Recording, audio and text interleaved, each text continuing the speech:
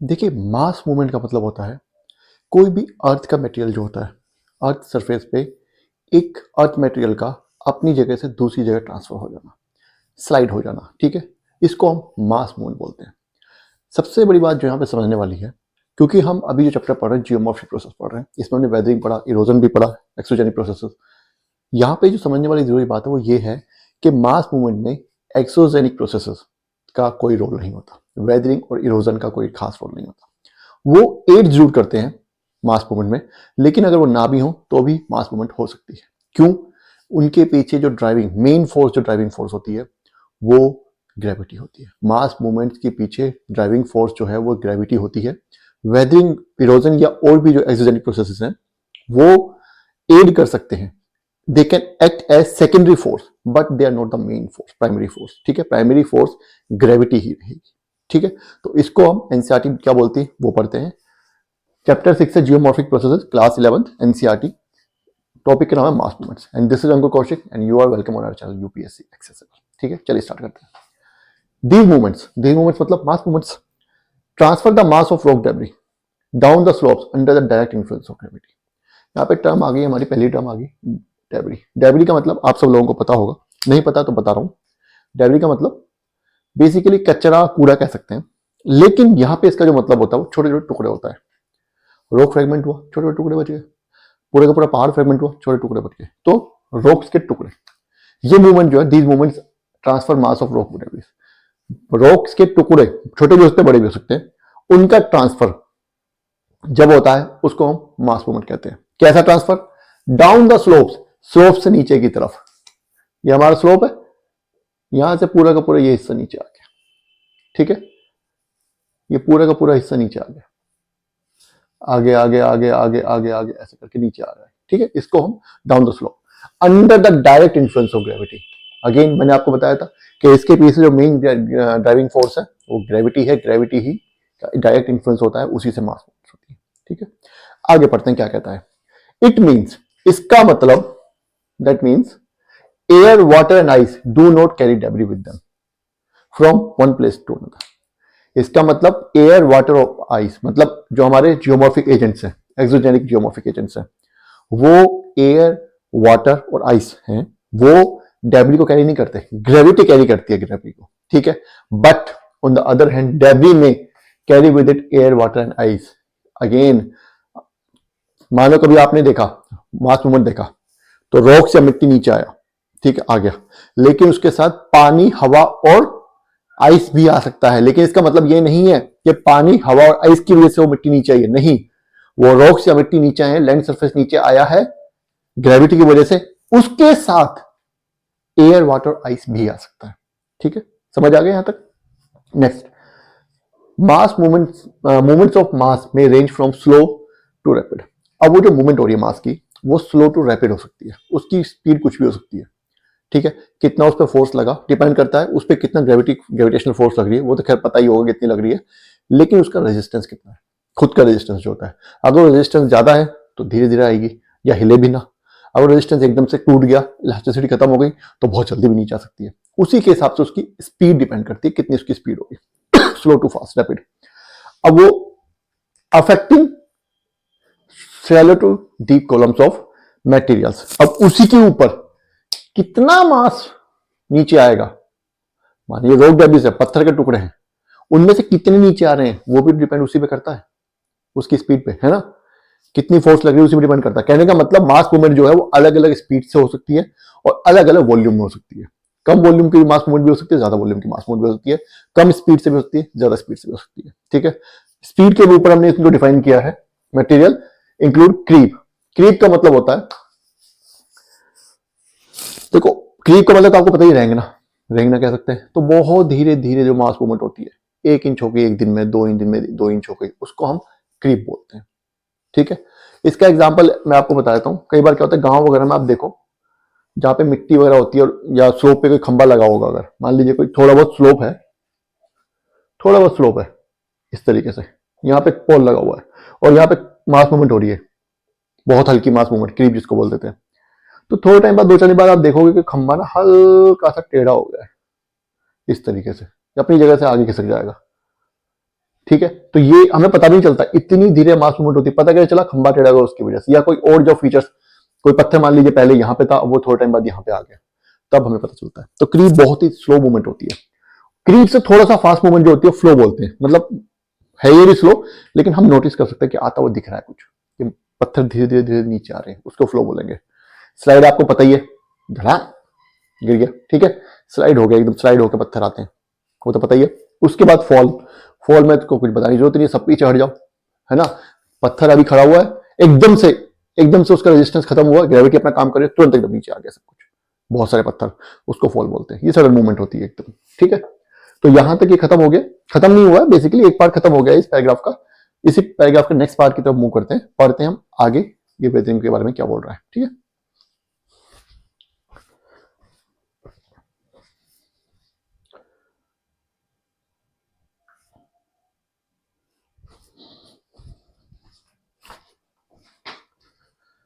चलिए, मास मूवमेंट्स के बारे में हमने पढ़ लिया, ठीक है। मास मूवमेंट के बारे में थोड़ा आइडिया मैंने दे दिया। मैंने आपको बताया, अभी पढ़ाया कि मास मूवमेंट में ग्रेविटी का कोई रोल नहीं, ग्रेविटी का ही रोल होता है, सॉरी, ग्रेविटी मेन फोर्स है, वेदरिंग और इरोजन का कोई खास रोल नहीं होता। वो सेकेंडरी फोर्स की तरह अगर हो रहा है वेदरिंग तो अच्छी बात है, सेकेंडरी फोर्स की तरह एक्ट कर सकती है, सेकेंडरी फैक्टर की तरह एक्ट कर सकती है, ना हो वेदरिंग तो भी कोई फर्क नहीं पड़ता। लेकिन इस बात से ये फैक्ट नहीं जुटलाया जा सकता कि वेदरिंग अगर हो रही है तो मास मूवमेंट को हेल्प मिलेगी, ठीक है। ये बात मत भूलिएगा, क्योंकि ग्रेविटी को भी फिर बहुत जल्दी काम करेगी। क्यों? क्योंकि रॉक का जो रेजिस्टेंस है वो कम हो जाएगा, समझ रहे हो।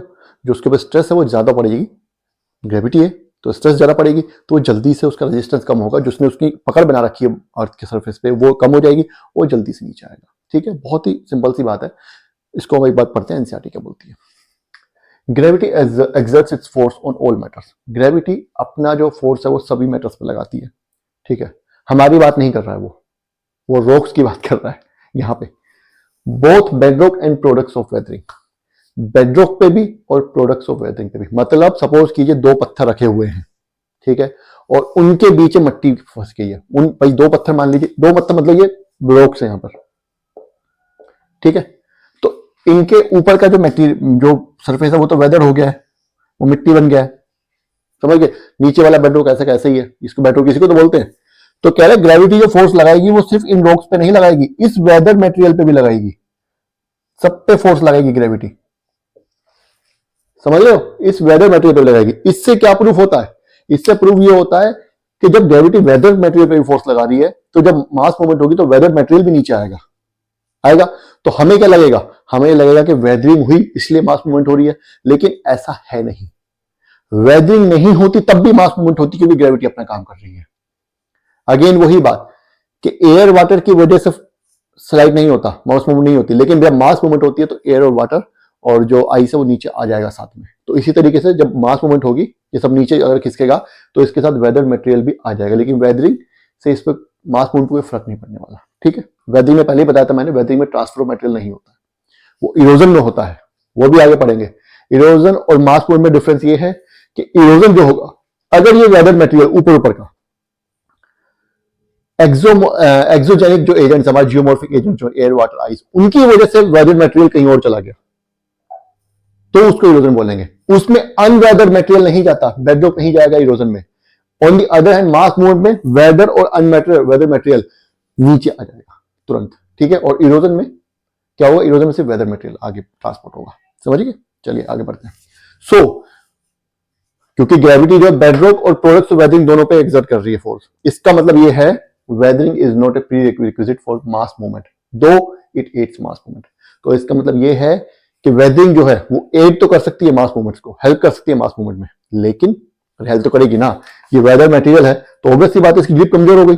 यहाँ पे भी वेदरिंग हो गई, यहाँ पे पानी भर रहा है, यहाँ पे भी वेदरिंग हो रही है, तो इनके जॉइंट्स ढीले हो गए, तो ग्रेविटी जल्दी फोर्स, इसका रेजिस्टेंस कम हो गया, तो ग्रेविटी की ताकत अपने आप बढ़ जाएगी, होगा ना ऐसा। तो वेदरिंग जो है वो हेल्प तो कर सकती है मास मूवमेंट में, लेकिन वो एसेंशियल कंडीशन नहीं है मास मूवमेंट के लिए वेदरिंग, ठीक है। ये आपको समझ आ गया? चलिए आगे बढ़ते हैं। Mass movements are very active over weather slopes. Again वही जो पढ़ा दिया, अगर स्लोप्स वेदर है तो उनके ऊपर मास मूवमेंट बहुत एक्टिव होगी, बहुत जल्दी हो सकती है मास मूवमेंट, ठीक है। रेदर देन ओवर अनवेदर मटेरियल, अगर मटेरियल अनवेदर है तो उस पर मास मटेरियल जो मास मूवमेंट है वो उतनी एक्टिव नहीं होगी। उसका रीजन मैं आपको समझा चुका हूं, अनवेदर मटेरियल से क्या होगा, उनके जॉइंट्स, उनका रेजिस्टेंस कम हो जाएगा। ठीक है, ग्रेविटी अपना काम कर रही है, लेकिन जो रॉक है उसका रेजिस्टेंस बना हुआ है, उसकी पकड़ बनी हुई है। हिल होल्ड असिस्टेंस आता है ना आजकल गाड़ियों में, पकड़ बना के रखते हैं, वैसी। अब अगर वो हिल होल्ड असिस्टेंस नहीं होगा तो गाड़ी नीचे आ जाएगी। अगेन वही वेदर होगा, अगर मटेरियल वेदर हो गया तो उसकी पकड़ कमजोर हो जाएगी। ठीक है, उसके जॉइंट्स टूट जाएंगे तो वो जल्दी नीचे आ जाएगा, तो मास मूवमेंट जल्दी होगी। ठीक है, तो यहां तक ये खत्म हो गया, एक पैराग्राफ खत्म हो गया। Now let's move to the next paragraph. चलिए,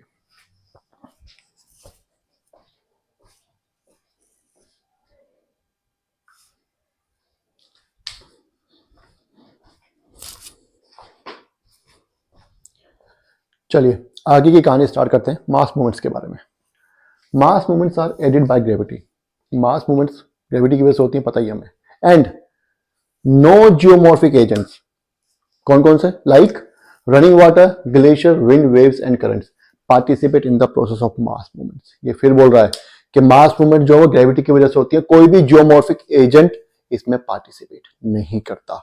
जियोमॉर्फिक एजेंट्स जैसे कि running water, glacier, wind, waves and currents, इनमें से कोई भी जो जियोमॉर्फिक एजेंट है, एक्सोजेनिक जियोमॉर्फिक एजेंट्स है। मैंने आपको बताया था जियोमॉर्फिक एजेंट्स टर्म जो है वो एक्सोजेनिक फैक्टर्स जो होते हैं, एयर वाटर, ये सब एयर वाटर करंट्स, इनके लिए यूज होता है। कंफ्यूज मत हो जाना। ठीक है, पहले पुरानी वीडियो बताया हुआ है कि एक्सोजेनिक जो जियोमॉर्फिक एजेंट्स हैं उनके लिए हम जियोमॉर्फिक एजेंट्स यूज करते हैं। जो फैक्टर्स हैं जो अफेक्ट करते हैं उनके लिए हम जियोमॉर्फिक एजेंट्स टर्म यूज करते हैं।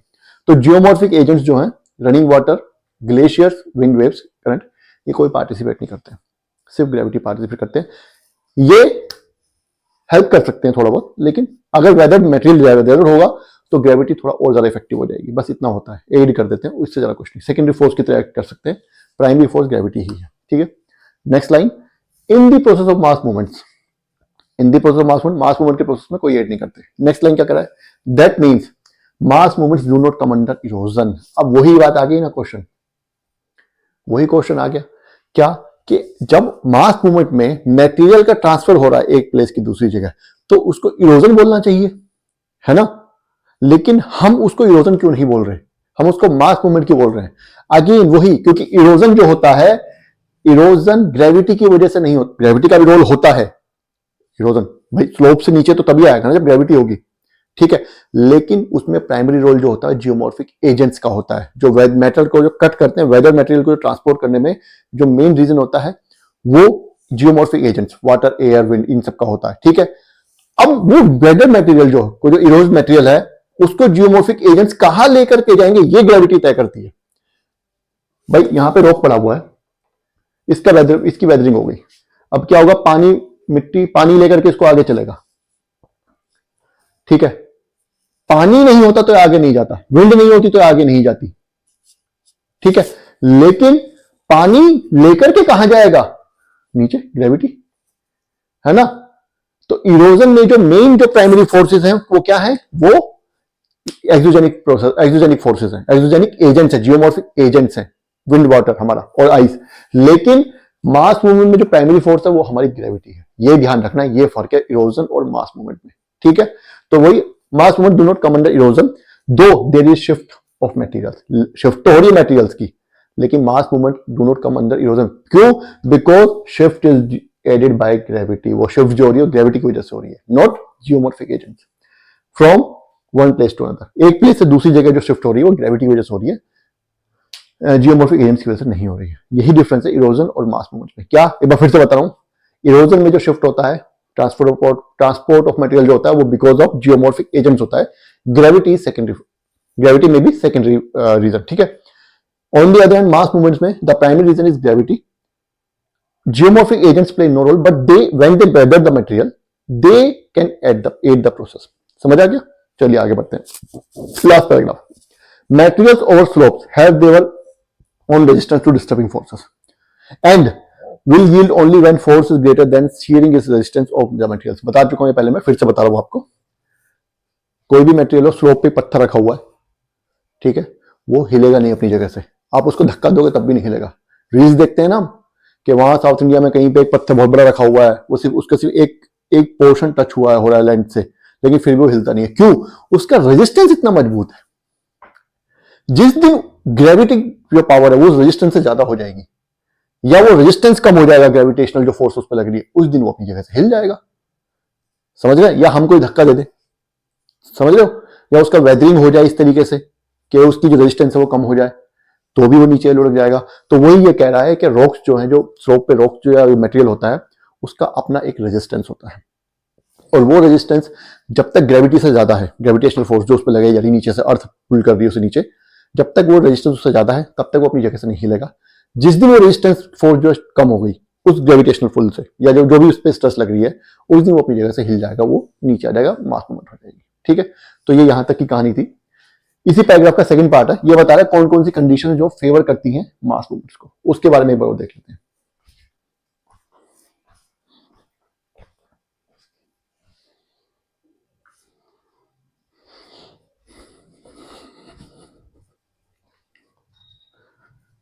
चलिए, अब क्या कर रहा है, इस मास मूवमेंट का सेकंड पैराग्राफ है। सेकंड पैराग्राफ में ऊपर का हाफ हमने पढ़ लिया। नेक्स्ट जो बोल रहा है कि कुछ फैक्टर्स हैं जो मास मूवमेंट्स को इंपैक्ट करते हैं। ठीक है, क्या क्या फैक्टर्स हैं, उन फैक्टर्स के बारे में एक बार देख लेते हैं। पता होना चाहिए आपको, अच्छे से पता होना चाहिए क्या क्या फैक्टर्स फेवरिंग मास मूवमेंट्स।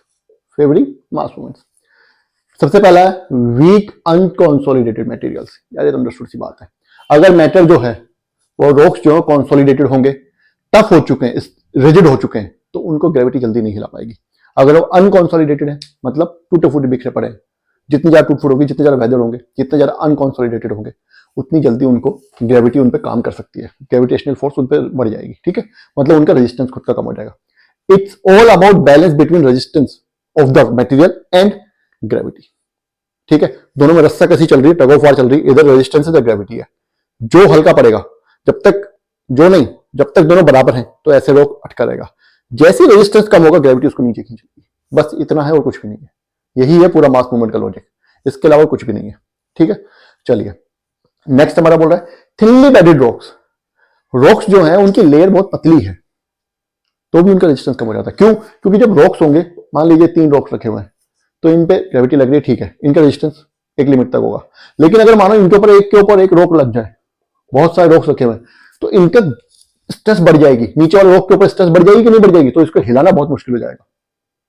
समझ रहे? चलिए नेक्स्ट हमारा आ गया फॉल्ट्स। वो सी बात है, अगर फॉल्ट है, फॉल्ट पे जो रॉक्स होंगे वो ढीले होते हैं। फॉल्ट मतलब डाइवर्जिंग बाउंड्री, मतलब एक प्लेट इधर जा रही है, एक प्लेट इधर जा रही है, तो ये ऑलरेडी वल्नरेबल प्लेस है, यहां पे तो रेजिस्टेंस वैसे ही कम होगा, है ना। तो यहां पे भी जो होगा, ये फैक्टर भी फेवर करेगा। यहां पे भी फेवरेबल होगी मास मूवमेंट्स, मतलब होती रहती है। जहां पे डाइवर्जिंग बाउंड्री होगी, इनफैक्ट जहां पे कन्वर्जिंग बाउंड्री होगी, वहां पे भी होता है। ठीक है, फिर steep dipping beds. Steep dipping beds मतलब, स्टीपली डिपिंग बेड्स मतलब, अरे वेस्टर्न घाट्स हैं, है ना। ये क्या हमारा, सॉरी, ये हमारा वेस्टर्न स्लोप है, ये हमारा ईस्टर्न स्लोप है, ये हमारा इंडिया का साउथ इंडिया। साउथ इंडिया से टेपर में है ना, ये वेस्ट है, ये वेस्टर्न कोस्ट है, ये ईस्टर्न कोस्ट है, कोस्ट यहाँ पे एक्चुअली। ठीक है, ये वेस्टर्न घाट्स है, तो ये क्या पूरा बेडी झुका हुआ है, तो यहाँ पे जो रोक होगा उसके ऊपर ग्रेविटी काम तो करेगी और स्लोप भी उसको मिला ग्रेडियंट थोड़ा सा, है ना। तो यहाँ पे भी ये कंडीशन भी फेवरेबल है मास मूवमेंट के लिए। उसके बाद वर्टिकल क्लिप्स, ये हमारी क्लिप है पहाड़ी, मान लीजिए पहाड़ यहां से ऐसा है लेकिन यहां से ऐसा है, तो ये जो ये रीजन है, यहाँ पे जो रॉक्स होंगे, या थोड़ा सा और बना लेते हैं, ऐसा है। ठीक है, यहाँ पे जो रॉक्स रखे होंगे, इनके हिलने के चांसेस ज्यादा है, इनके नीचे गिरने के चांसेस, इन पे ग्रेविटी ग्रेविटेशनल फोर्स बहुत जल्दी, क्योंकि स्लोप स्टीप है। ठीक है, नेक्स्ट है स्टीप स्लोप्स। अगेन वही, अगर स्टीप स्लोप है तो भी। ठीक है, नेक्स्ट आ गया अबंडेंट प्रेसिपिटेशन। अभी 3 चीजें दे रहा है यहाँ पे लास्ट पार्ट में, abundant precipitation, torrential rains, scarcity of vegetation. Abundant precipitation और टोरेंशियल रेन्स वाला भयानक, जो एकदम से भयानक राइनफॉल होती है, इनसे ग्रेविटी पे कोई फर्क नहीं पड़ेगा, इनसे रॉक्स का रेजिस्टेंस कम होता है। जब पानी पड़ता है तो रॉक्स का रेजिस्टेंस कम हो जाएगा, क्योंकि वेदर होने लगेगा, उसके जॉइंट्स ढीले पड़ जाते हैं, है ना। तो इसलिए इनकी वजह से भी, मैंने क्या बताया, टग ऑफ वॉर चल रही है रेजिस्टेंस और ग्रेविटी में, रेजिस्टेंस कम होना चाहिए। जैसे रेजिस्टेंस, ग्रेविटी तो बढ़ नहीं सकती, ग्रेविटी तो उतनी रहेगी, रेजिस्टेंस कम होगा तो ग्रेविटी अपने आप ज्यादा लगने लगेगी। तो रेजिस्टेंस भी इनकी वजह से कम होता है। अबंडेंट प्रेसिपिटेशन, टोरेंशियल रेनफॉल जब होती है, उसकी वजह से भी ग्रेविटी रेजिस्टेंस कम हो जाएगा और फिर ग्रेविटी अपना काम कर पाएगी। ठीक है, नेक्स्ट हमारा आ गया स्कार्सिटी वेजिटेशन, मैंने आपको बताया था कि वेजिटेशन जो होती है वो जो पत्थर की रॉक्स को तोड़ने का काम भी करती है, घुस जाती है बीच में, जॉइंट्स बना तोड़ देती है, लेकिन उनको बांध के भी रखती है मिट्टी को, ठीक है। तो अगर वेजिटेशन ने बांध के रखा हुआ है, हमने काट दिया जाकर के, तो ऑब्वियसली बात है वहां पे लैंडस्लाइड्स वगैरह क्यों होती है? इसीलिए तो होती है, पहाड़ पे बोलते हैं लैंडस्लाइड बहुत होने लगी क्योंकि पेड़ काट के हम घर बना रहे हैं। उनकी बाइंडिंग जो फोर्स थी वो हमने खत्म कर दी, जो जड़ों ने उनको बांधे रखा हुआ तो हमने खत्म कर दिया, तो उस वजह से भी वो भी मास मूवमेंट को फेवर करेगा। तो ये हमारा आधा हो चुका है मास मूवमेंट पार्ट 1, ये आधा हो चुका है। आधा हम नेक्स्ट पोर्ट में करेंगे क्योंकि लंबा टॉपिक है। आपकी मर्जी, आप चाहें तो एक दिन में देख लीजिए दोनों पार्ट्स, लेकिन मैं दोनों पार्ट्स से बनाता हूँ क्योंकि एक दिन में पढ़ना थोड़ा बहुत ज्यादा हेक्टिक हो जाएगा अगर कुछ बच्चों के लिए। अगर आप चाहो तो एक साथ देख सकते हो, मेरी आपकी मर्जी है। तो यहां तक जो ना समझ आया हो वो आप कमेंट कर दीजिए, मैं बता दूंगा। लाइक करना है, सब्सक्राइब करना है, बाकी मिलता है सेकंड पार्ट में मास मूवमेंट के। Thank you.